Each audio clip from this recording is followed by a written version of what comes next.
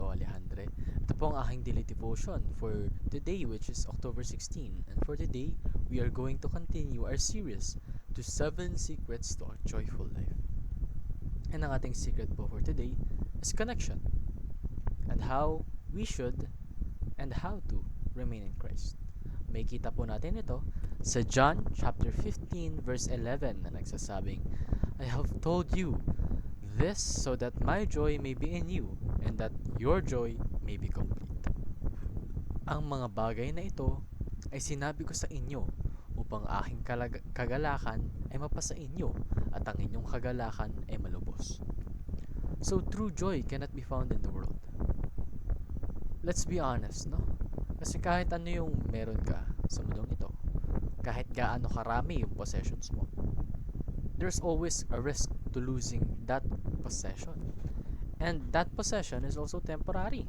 Hindi mo madadala yan sa grave mo. Pag patay ka na, eventually, yung possessions mo, lahat ng ari-arian mo, lahat ng pagmamay-ari mo sa mundong ito ay mawawala.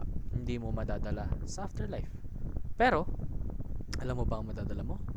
Yung connection mo with God, with Christ. Because true joy can only be found in Christ. Maraming bagay ang magpapasaya sa'yo sa mundo. Pero, walang katumbas yun. Yung sayang may bibigay at may hahandog sa'yo ng Panginoon. Because true joy can only be experienced when we obey Christ. Yung orders po kasi, yung commands, yung utos ng Panginoon ay hindi para sa Kanya. Ito ay upang masunod ang Kanyang will. And ang will po ng Panginoon is to prosper you and not harm you, for you to have a future and hope. So, stop looking around. Huwag kang maghanap sa kung saan-saan ng true happiness and true joy. Dahil sa mundong ibabaw, ang joy lang na mahanap mo ay yung joy na temporary. Pero when you look up, you realize na yung tunay na kasiyahan mahanap mo sa Panginoon. Pangalawa po, cultivate a deep connection with Jesus.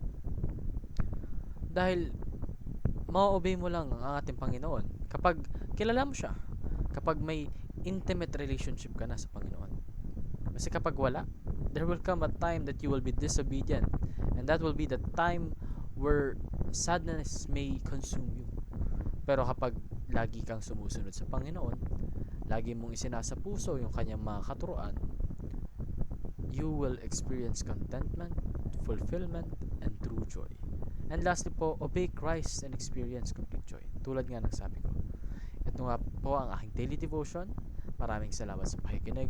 Pagpalain po tayong lahat and let us all give glory to God.